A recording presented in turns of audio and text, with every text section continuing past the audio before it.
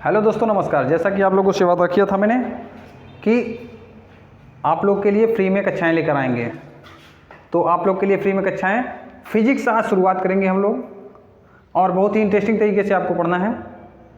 आप लोग को पहले बता दिया गया है कि यहाँ पे एकदम निःशुल्क पढ़ाया जाता है, तो उम्मीद करूँगा कि आप लोग को अच्छा लगेगा। मैं आप लोग के उम्मीदों पर खरा उतरूँगा। आइए शुरू करते हैं प्रकाश को। प्रकाश क्या है? दरअसल प्रकाश, अगर हम कुछ इस तरीके से पढ़ना चाहें रिवीजन क्लास की तरह, तो प्रकाश एक प्रकार की ऊर्जा है। प्रकाश क्या है? प्रकाश एक प्रकार की ऊर्जा है जो हमारे दृष्टि ज्ञान को जागृत करती है, अर्थात देखने में सहायक होती है। क्या है? जिसके कारण हम वस्तुओं को देख पाते हैं। एक ऐसी ऊर्जा जिसके कारण हम वस्तुओं को देख पाते हैं। तो दूसरा पॉइंट क्या बनेगा? देखने में सहायक है। ये क्या है? देखने में सहायक है। अच्छा, प्रकाश को चलने के लिए क्या किसी माध्यम की आवश्यकता होती है क्या? बार बार एसएससी वगैरह में पूछा जाता है कि प्रकाश को चलने के लिए आवश्यकता होती है। तो आपको बता दूं, प्रकाश एक बब्बर शेर है जिसको माध्यम की आवश्यकता नहीं होती है। माध्यम की आवश्यकता नहीं होती है।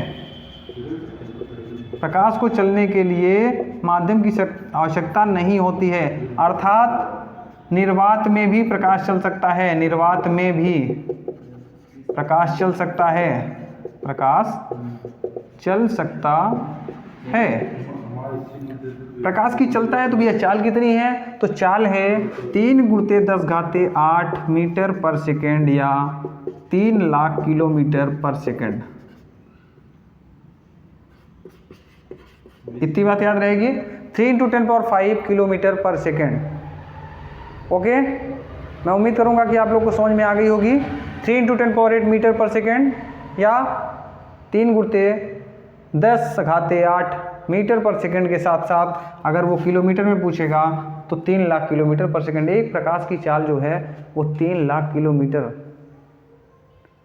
1 सेकंड में जा सकती है। भाई साहब, इस बात को समझिएगा। हमने पढ़ लिया प्रकाश एक प्रकार की ऊर्जा है जो हमें देखने में सहायता करती है, और प्रकाश को चलने के लिए माध्यम की आवश्यकता नहीं होती है, अर्थात निर्वात में भी प्रकाश चल सकता है। निर्वात का तात्पर्य जहाँ पे वात मतलब वायु ही ना हो, जहाँ पे वायु ना हो उसे निर्वात कहते हैं। आवाज़ बिल्कुल क्लियर आ रही है ना? इको तो नहीं हो रही है? अब प्रकाश में एक चीज़ और पढ़िएगा। प्रकाश किरणों के रूप में आता है। हमको ये पता है कि प्रकाश किरणों के रूप में आता है, लेकिन हकीकत क्या है कि प्रकाश विद्युत चुंबकीय तरंगों के रूप में आता है। विद्युत चुंबकीय तरंगों के रूप में आता है। प्रकाश विद्युत चुंबकीय तरंगों के रूप में आता है, और इसको क्या कहते हैं भैया? इसको कहते हैं फोटान। दरअसल ये फोटान क्या है? फोटान बंडल है। क्या है भैया? बंडल है। फोटान एक प्रकार का बंडल है। प्रकाश क्या करता है? बंडलों के रूप में गिरता है। भैया जैसे कि बारिश की बूंदें गिरती है ना, बारिश की बूंदें धीरे धीरे धीरे धीरे, तो हमको ये लगता है कि एक लाइन से आ रही है, ये एक रेखा में दिखती है हमको। उसी तरह से प्रकाश क्या करता है? बंडलों में गिरता है, और हमको लगता है कि एक किरण है। ये कैसे माध्यम में? बेटा इसको चलने के लिए किसी माध्यम की आवश्यकता नहीं है। ये विद्युत चुंबकीय तरंगों के रूप में चलता है। और क्या बंडल जो है उसको क्या कहते हैं? फोटान। कई बार पूछा गया ऑप्शनल में, हाई स्कूल से लेके एसएससी तक, कि प्रकाश के बंडल को क्या कहते हैं? फोटान कहते हैं। अब 2 घटनाएं बहुत ही इंपॉर्टेंट होती है इसके साथ। पहली घटना क्या है? प्रकाश का परावर्तन। दरअसल समझते चलिएगा, परावर्तन किसका हो रहा है? प्रकाश का। परावर्तन एक प्रकार की घटना है। जो परावर्तन की क्रिया है वो एक प्रकार की घटना है जो घटती है, और उस घटना को ही हम कहते हैं प्रकाश का परावर्तन। दूसरी घटना क्या है? प्रकाश का अपवर्तन। हमें बस यही 2 चीजें पढ़नी है, प्रकाश का परावर्तन और प्रकाश का अपवर्तन। आइए देखते हैं। पहले तो इसको नोट कर लीजिए, आप लोग कॉपी कलम लेके बैठे होंगे। इससे ज़्यादा आपको कुछ नहीं पढ़ना है। अब एक चीज़ बताइए मुझको कि अगर आप लोग इसको नोट कर लीजिए या तो स्क्रीनशॉट मार लीजिए, दोनों में कोई भी कर लीजिए, चलेगा। जो 2 घटनाएं हैं, एक प्रकाश का परावर्तन है, दूसरा प्रकाश का अपवर्तन है, बहुत ही ज़्यादा इंपॉर्टेंट है।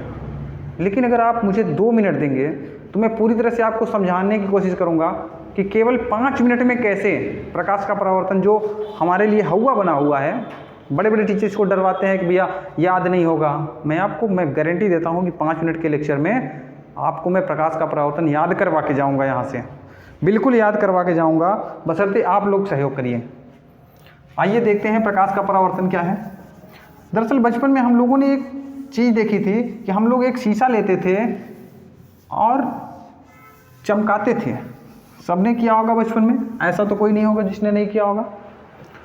दरअसल क्या हुआ कि हमने एक प्रकाश की किरण आ रही थी, हमने एक शीशा लिया जिसमें हम लोग चेहरा देखते हैं। इस शीशे से क्या किया, राइट को रिफ्लेक्ट ऐसे ही टेढ़ा कर दिया था, लेकिन तब हमको ये समझ नहीं थी कि ये क्या है। बस वही घटना तो है, वही घटना है प्रकाश का परावर्तन।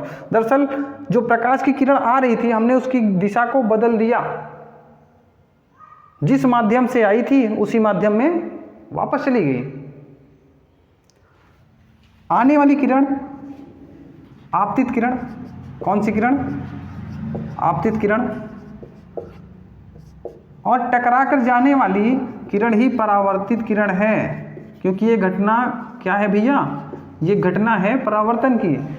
या यूँ कह सकते हैं सिंपल सी भाषा में इसकी परिभाषा कि जब कोई प्रकाश की किरण किसी चिकने तल से टकराती है, आप लोग, मैं बोल रहा हूँ नोट कर लीजिएगा, जब प्रकाश की किरण किसी चिकने तल से टकराती है तो टकराने के पश्चात पुनः उसी माध्यम में वापस लौट जाती है। इस घटना को प्रकाश का परावर्तन कहते हैं। तो हम लोगों ने देखा क्या कि जब प्रकाश की किरण किसी माध्यम से आकर किसी चिकने तल से टकराती है और पुनः उसी माध्यम में लौट जाती है तो इसे कहते हैं प्रकाश का परावर्तन। प्रकाश का परावर्तन एक प्रकार की घटना है। इसमें क्या होता है, एक किरण जो आ रही है उसको हम कहते हैं आपतित किरण, दूसरी जो वहाँ से मुड़ के जा रही है वो क्या हो गई, परावर्तित किरण। इसमें हम लोग देख पा रहे हैं कि वो जिस माध्यम से आ रही थी भैया, जिस माध्यम से आ रही थी उसी माध्यम में वापस चली गई। अर्थात माध्यम कितने होते हैं परावर्तन में, केवल एक होता है। बहुत बार पूछा गया सवाल है कि प्रकाश के परावर्तन में कितने माध्यम हो सकते हैं, 1, 2, 1 से अधिक, 2, 4, 6 या बहुत अनंत। तो आपको बताना है कि परावर्तन में, प्रकाश के परावर्तन में केवल एक माध्यम होता है, अर्थात जिस माध्यम से आती है उसी माध्यम में वापस चली जाती है। आइए देखते हैं कि क्या क्या हो सकता है इसमें। तो बनाते हैं, ये आने वाली किरण भैया और ये जाने वाली किरण, इसको क्या कहेंगे, आपतित किरण। परावर्तन के बाद वापस लौटने वाली परावर्तित किरण, परावर्तित किरण। और अगर हम इस पर 90 डिग्री बना दें, 90 डिग्री मतलब लंब, तो कब बनाया, अभी अभी बनाया तो इसका नाम हो जाएगा अभिलंब। अभी हमने जो लंब बनाया उसका नाम हो गया अभिलंब। ये क्या है भैया, ये वो है चिकना तल। कितनी चीज़ें हो गई, 4। ये है भैया पॉइंट जहाँ से ये टकरा गया, ये परावर्तक बिंदु है। क्या है, परावर्तक बिंदु। लिख दें, परावर्तक बिंदु। ध्यान से समझिएगा। अब वो आपसे एग्जाम वाला पूछता है कि परावर्तन के नियम लिखो। एकदम सिंपल सी बात है भैया, परावर्तन के नियम। इसको थोड़ा सा समझने से पहले एक चीज़ और यहाँ पे देख लीजिए कि ये अभिलंब के साथ एक कोण बना रहा है जिसको हम क्या कहते हैं, आपतन कोण। क्या कहते हैं भैया इसको, आपतन कोण, आपतन कोण। और परावर्तन के बाद इसको क्या कहेंगे, परावर्तक कोण। अब इंग्लिश में इसको क्या कहते हैं बेटा, आई कहते हैं इसको, इनिशियल और रिफ्लेक्शन। तो इनिशियल एंगल और रिफ्लेक्शन, तो 2 ही नियम है। बिल्कुल मेरे साथ बोल लीजिएगा, आपको याद हो जाएगा। पहला नियम क्या है, जो ये आपतन कोण है ना और ये परावर्तन कोण है, दोनों आपस में क्या होते हैं ना, बराबर होते हैं। तो हम लिख सकते हैं कि आपतन कोण बराबर परावर्तन कोण। कुछ ज़्यादा अच्छा लिखना है, लगता है कि आप लोग पढ़े लिखे व्यक्ति हैं, एग्जामिनर को इम्प्रेस करना है, तो हम लिखेंगे कि आपतन कोण की ज्या परावर्तन कोण की ज्या के बराबर होती है। आपतन कोण की ज्या सदैव परावर्तन कोण की ज्या के बराबर होती है। अर्थात ये कहें कि ये जितने एंगल पे आएगा उतने ही एंगल पे चला जाएगा। अगर ये एंगल यहाँ पे देखिए, अगर ये एंगल 20 है तो ये भी कितना हो जाएगा, 20 हो जाएगा। अगर ये 30 है तो ये भी कितना हो जाएगा, 30 हो जाएगा। ये 60 है तो ये भी कितना हो जाएगा, 60 हो जाएगा। पहला नियम हमने क्लियर कर लिया।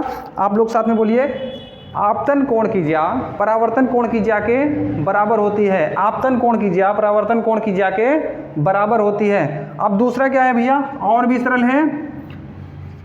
आपतित किरण देख रहे हैं आप, आपतित किरण, परावर्तित किरण, और ये जो अभिलंब है, आपतित किरण, परावर्तित किरण और ये अभिलंब, तीनों एक ही तल में है क्या, और एक ही बिंदु पर है, एक ही तल में और एक ही बिंदु पर है। तो बस उसी को लिख देंगे, आपतित किरण, परावर्तित किरण और अभिलंब तीनों एक ही तल में, एक ही तल में, एक ही बिंदु पर